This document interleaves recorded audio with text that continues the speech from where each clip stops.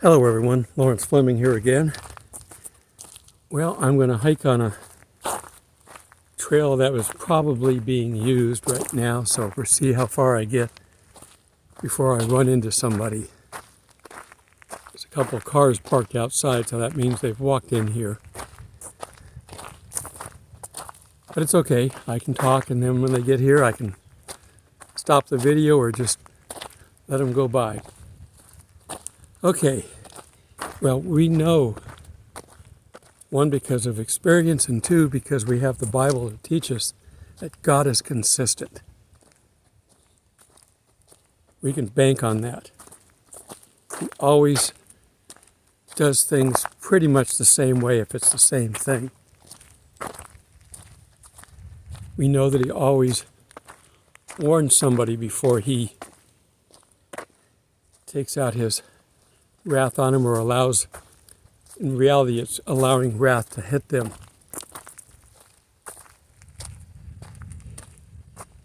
He didn't send the fire and brimstone to Sodom and Gomorrah when it happened.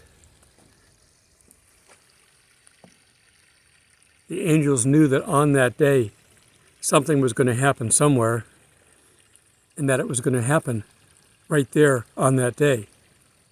That's why they need to hurry up and get everybody out of there, to get Lot and his family out. If God was doing it on his own at that minute, he could have just held off. Come on, get him out of town. I'm waiting to throw this fire and brimstone at him. But that's not the way it worked. He told them to get out now. I mean, it was an imminent danger. Get out now, because he knew on that day something was going to happen. That's why I also believe that on the day the Egyptians crossed across the Red Sea, Moses didn't go up and raise his staff in the air and part the water, leaving a wall on either side of water. That would be magic. But the sea was drained, and then it came rushing back in. That sounds like a tsunami. Go to a beach and watch a tsunami happen. The water goes out, and it comes back in. God knew that on that date, at that particular moment in time, that was going to happen. See, he's already designed the entire timeline. He doesn't have to do anything. He doesn't have to lift a finger. He's not up there with his magic wand. God is always doing that. Well, now that we know that, Satan does things pretty much the same way too. Now, the difference with Satan is he doesn't know when things are going to happen. His job is not to do miracles like that. He can do some, but he's not omnipresent. So he's got to be there, for one. His real job is to deceive, to lie and deceive. Creating miracles, I don't know how they do it. I don't know how Moses turned his staff into a snake, and then the Pharaoh's magicians did the same thing. I don't know how they did that. I don't know how to do it. It's a miracle. But it was duplicated by Pharaoh under the guise of doing things that his magicians wanted, which is basically Satan. So Satan can do some of the things God can do. Some minor things. In appearance, things that would look like it would take the power of God to do, but obviously it doesn't, because Satan could do them. But since Satan's job is to deceive, what he likes to do is take something that's good, rock solid, and in our case, biblical truths, and then distorts them a little bit so they're not perfect. If you can get that little chink in the armor there, then he can exploit that later on. It's like when he tempted Jesus. He tempted Jesus with, watching where I'm stepping here, he tempted Jesus with things that were close to the truth. They weren't exact. Jesus corrected him, And that was all it took. But he tried to deceive him with approximations. A good way to look at that, of the way Satan works, is through food. I was thinking about this while I was having lunch. If you take something like a baked potato, one plain, simple baked potato, it's a piece of starch. That's basically all it is. There's not a whole lot with it. There's a few vitamins perhaps in the skin. But it's, it's easy enough. People can eat it. But you go ahead and you put, half a pound of butter on it. You put some chili on it. Some onions would be okay. Put a lot of cheese on it. Cheese whiz, especially the cheap kind, the manufactured kind. By the time you load that potato up with all the things that are bad for you, the potato is no longer good anymore. And you can do the same thing with a salad. Lettuce is pretty much benign. It's there. It's just a placeholder for you to pile all the other stuff on. You put ranch or blue cheese dressing on it. You got dairy. Let's put some bacon bits on it. More cheese. Let's have some croutons. You can put other things on it. Just pretty much whatever's in the refrigerator you can put on it.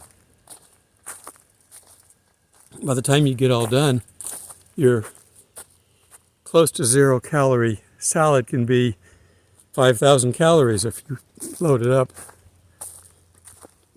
And that's kind of how Satan works.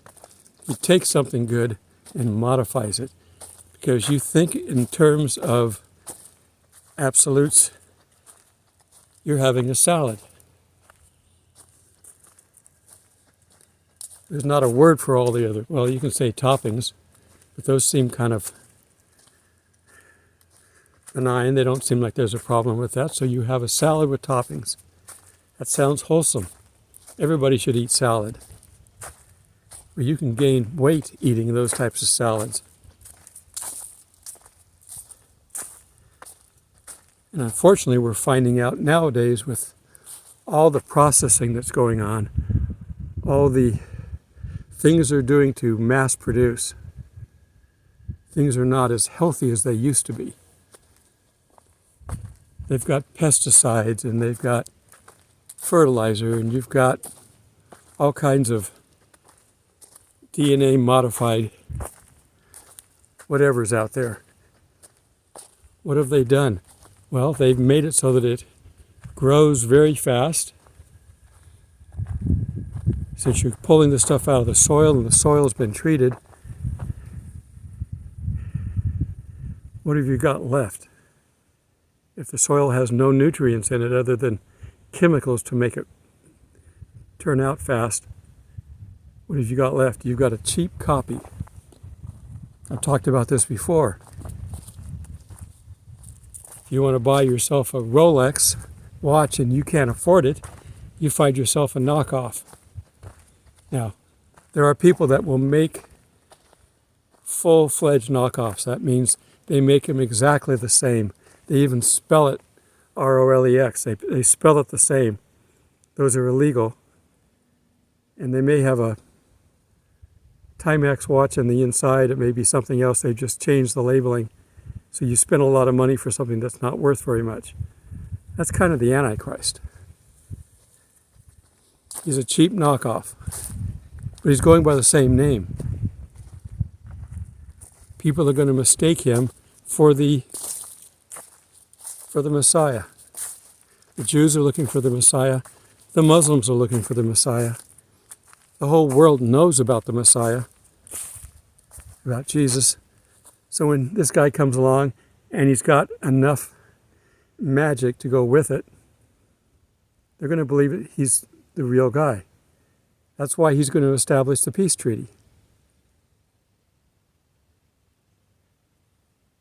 And he's going to take out the two witnesses.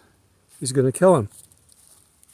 It's going to take somebody, the two witnesses are going to be performing miracles.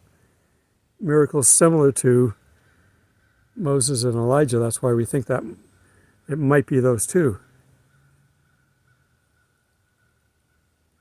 People are going to believe that these are godly men, and yet the Antichrist is going to be able to kill them. You can't kill godly men if God's protecting them. And we're going to see 3.5 days later that when they rise up and go up to heaven, that you really can't kill them. But this fake Messiah is going to lie and say, these were evil, these were demon-possessed, and I got rid of them for you. And people are going to continue to buy it. They're going to continue to buy it until he gets too cocky and oversteps his bounds and defiles the temple. When he defiles the temple, he's lost his number one audience, and that's the Jews, that's the Israelites. Because they know a real Messiah would not defile the temple. They don't know all the information about it anymore because they don't study it like they used to. But they know enough to know when he defiles it. And that's basically the halfway mark. It would be nice if that were intermission. You can go out and get your new box of popcorn, but it's not. It's going to jump right into the next scene. The wrath of God.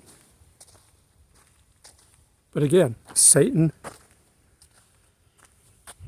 the best he can do is copy God. He can't create anything.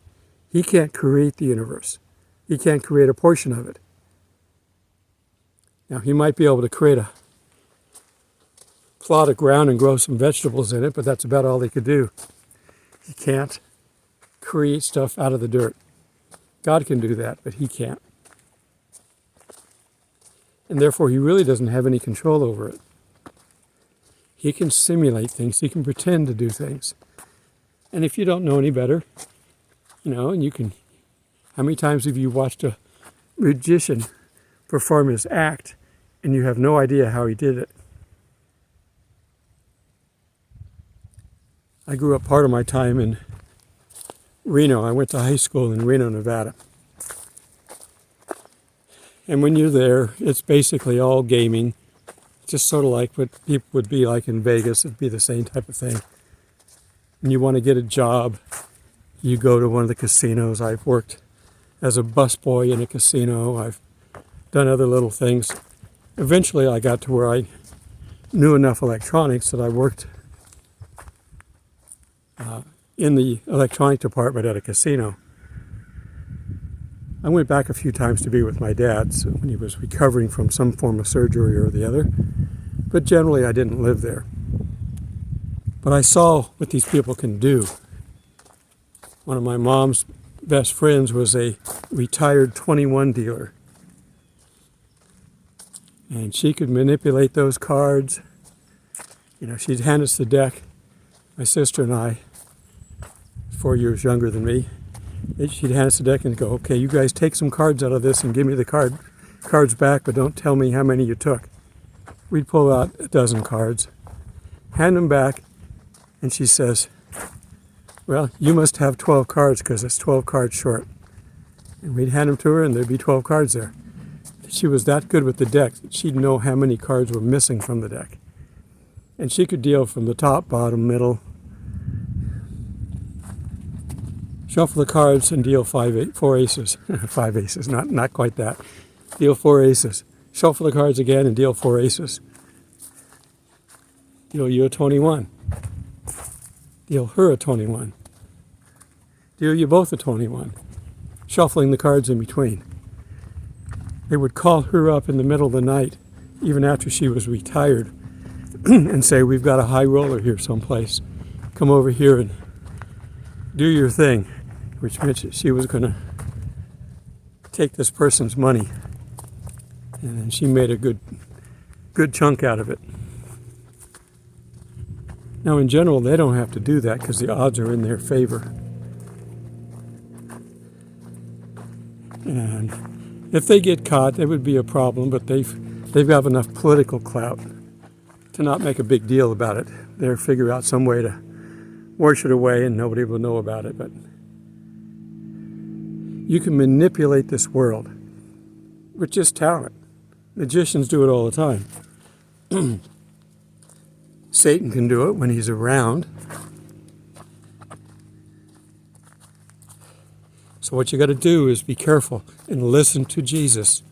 When Jesus tells you something, you should listen. It's that old commercial, E.F. Hutton, when somebody speaks, everybody turns and listens. You should be that way when Jesus speaks. We have red letter Bibles for a reason, so we can know for sure when he's speaking. And they asked him about the future. Do not be deceived. He didn't say, be careful about going to this place at this time and worrying about an earthquake. He didn't give us any specifics. He just said, don't be deceived. The only way you can not be deceived is to know the Word. When Satan tempted him, he came back with the Word in each case. He knew the Bible. Satan knew the Bible too, and that's why he distorted the statements that he made. So be careful. The times that we're getting into, this Antichrist, when he gets here, he is going to fool the world. And it says that he's almost going to fool the elite, which would be us and the Jews. He's almost going to fool everybody, more along the line of us than the Jews. There will be some Jews that are fooled. 144,000 are going to be talking about him coming back, about Jesus coming back. And then, boom, he's going to appear. Wrong one, but he's going to appear. And we don't know what he looks like. None of the famous paintings of him, we don't know what he looks like. He doesn't look like the paintings of the Last Supper or any of the other large paintings of him. Most of them show him white, some with blonde hair, blue eyes. He was a Jew. He wasn't going to look like that. Look at the rest of the Jews of the time. There are pictures of them that have been painted. Jesus would have looked like them. And he wasn't extra special, wasn't handsome, just plain and ordinary. He didn't look bad, but he didn't look good. He just was somebody you would see in the street and maybe say hi as you walk by, maybe not even notice.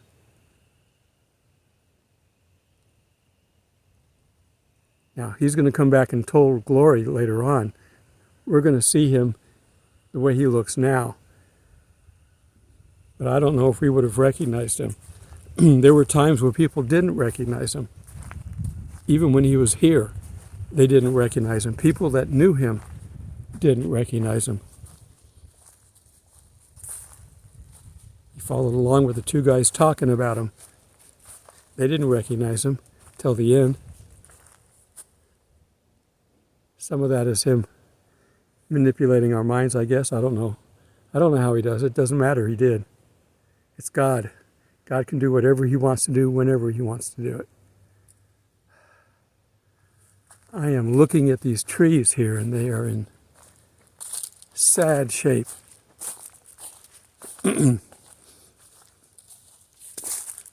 Pine trees, when you look at them, and they look like that one, they're dead. The protective covering is gone. We're told to put on our armor of God. Well, the armor of God for these trees is the bark. And when they start coming off, they're vulnerable. Look back in there and see how many trees are fallen down. And how many trees have bark coming off of them. It's the pine beetle. That's the problem we've got. Our state and federal parks, their main job is to oversee all this stuff. And they do a great job, but there are some things they can't protect against. The pine beetle is one.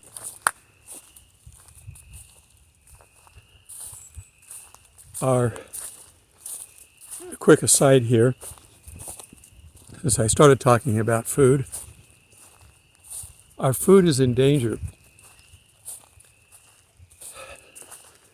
Not because of little parasites like these pine beetles. We unfortunately have big parasites coming from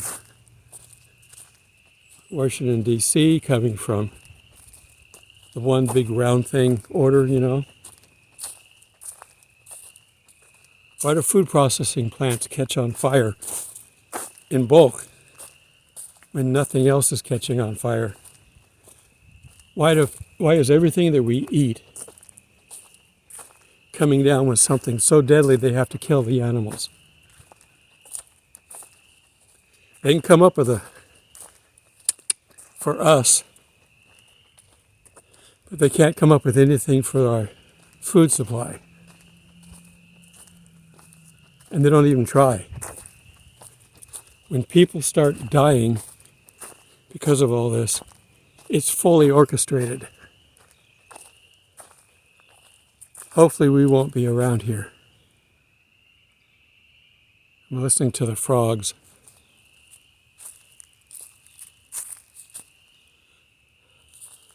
And the river's over there, you can see it. Kind of. It's brown, green and brown, which is what the hillsides look like. If it were a clear sky, it might look blue. It's still not good water. I would boil and filter that water.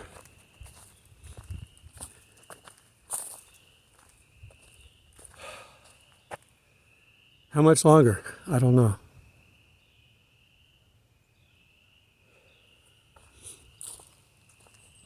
He got Lot out of Sodom probably within an hour or 2 or 3 of it being destroyed. I don't know the exact amount of time, but there was an urgency to get him out. We might even say that Lot was raptured, so to speak, because he sent in the angels to rescue him, to get him out. They weren't going to go. They apparently had talked to him and they didn't want to go, but they were told, go now or die. And they left. Well, our rapture is going to be the same thing. It's going to be a last-minute thing. Whatever's supposed to happen is already scheduled to happen, whatever that day is. We don't know. God does. But whatever that day is, it's already on the books. It's going to happen. There's nothing to do. There's nothing we can do to stop it. Nothing Satan can do to stop it. And when it happens, we're going to be yanked off of this earth as fast as we possibly can so that we don't suffer any damage. That's the only reason for a rapture. Otherwise, you just pull up with a big boat in New York and say, all aboard for those of us that are going, and we just take our time and sail over the horizon. But that's not what we're doing. We're being raptured quickly.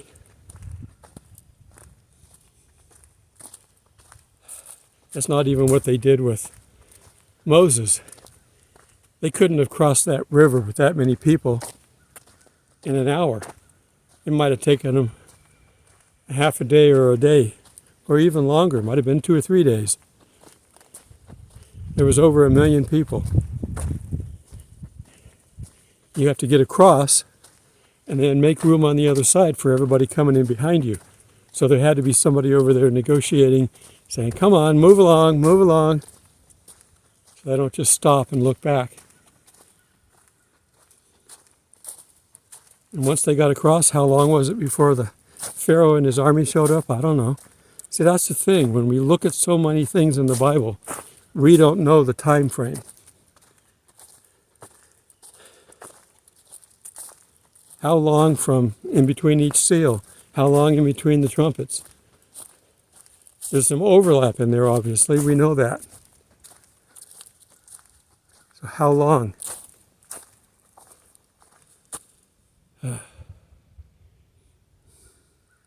All I know is that he's coming for us. We don't have to worry. Just keep busy. I'm going to switch for some forward views.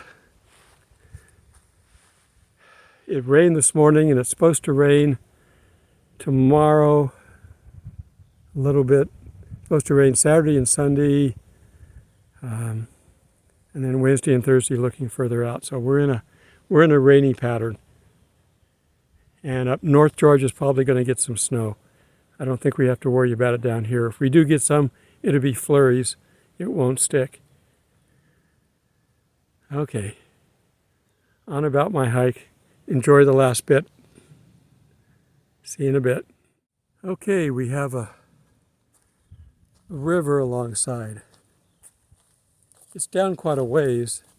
It's down about 3 feet. I think I showed you in the last video. There's the bank, and that's about 3 feet down, 4 feet down. Just keeps moving along. We have our trail here. And I see something that they're doing up here. They play games here too. They've got these hearts positioned around the camp, and you got to find them all. And you got to write down the words that are on them, so when you turn them in, they know you really did see it. Or you could take a picture of them either way.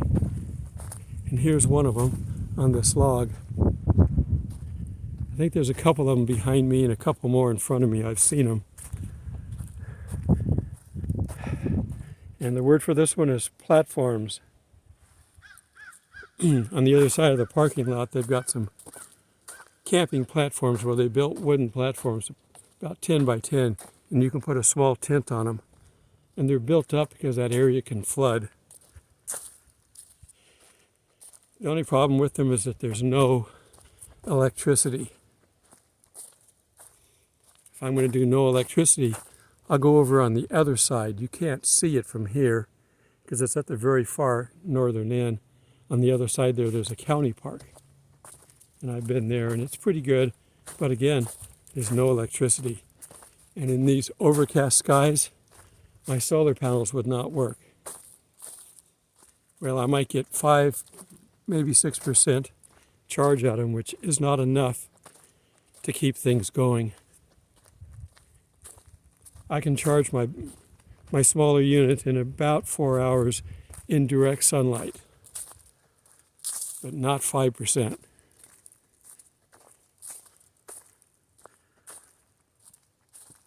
There's a little trail going down. You can climb down that little bit and get closer to the water. There are people that do come out here and fish. I suppose if you like catch and release, I would go fishing here, but I don't think I'd want to eat it. Wherever man goes, they pollute too much and it makes things bad for you.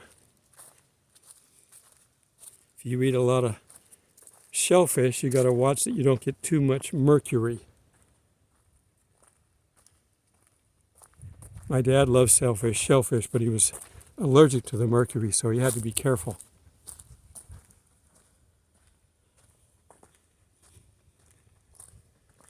This is interesting that this tree is caught here.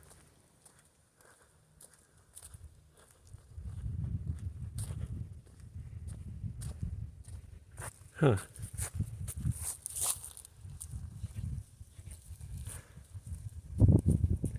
It's actually growing into the ground there, so it didn't fall necessarily. But I can't push it over because it's stuck in the ground. There's a hawk up there flying around somewhere. I can see it barely.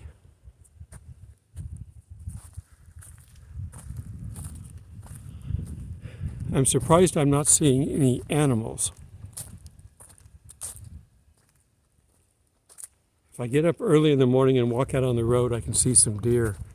But usually on these trails, you can kick up some animals, deer and other things. Someone saw a big raccoon a couple days ago. Not even the armadillos are out right now. It's kind of one of those gloomy days. Get out and enjoy it. When you're out here, you're looking at God's creation. As you're looking at something, stop and think. It's amazing that He was able to create something like that. All these trees, everything that's out here, the animals that are here.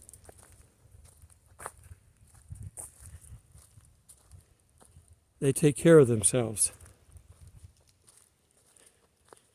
We mess things up sometimes when we try to play God.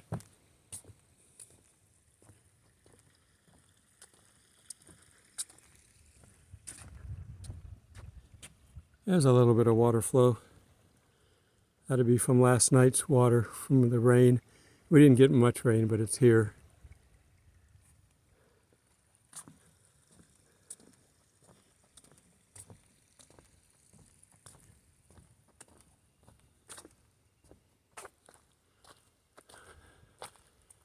Okay, well, no armadillo cam today because there aren't any.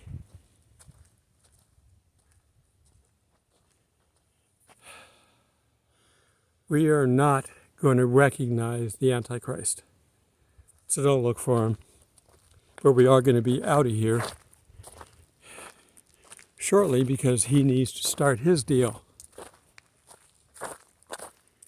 They're getting ready to push on the Temple Mount, which would basically create World War III.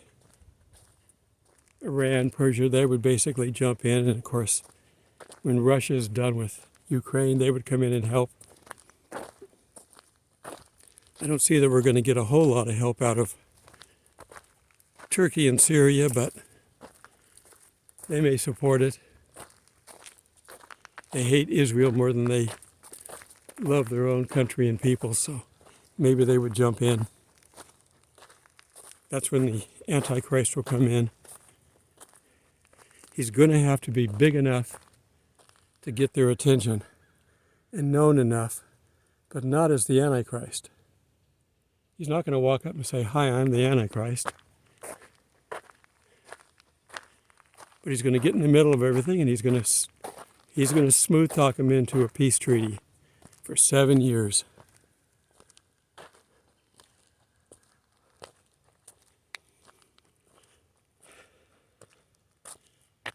I don't know if we're going to see that or not, because technically he won't be the Antichrist yet. We need to get our 2 witnesses, and they're not here that we're aware of, because they're going to have to fight him. There's a lot of stuff coming that we're not really sure about. That's why I'm telling you to always be ready, be preparing, prepping as they call it. Make sure you've got enough food to last for at least 2 or 3 months. And if you don't need it, it's for your family and friends for when you're gone. Okay, how to wrap it up. Those are not real full-fledged rain clouds, but we could get something out of it.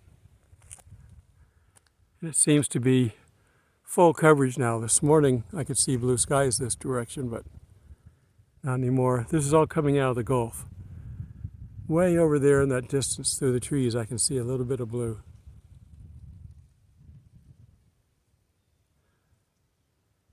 Whatever's going to happen is going to happen. That's the way things are with nature. And God created it that way. Okay. Till we meet in the clouds, God bless.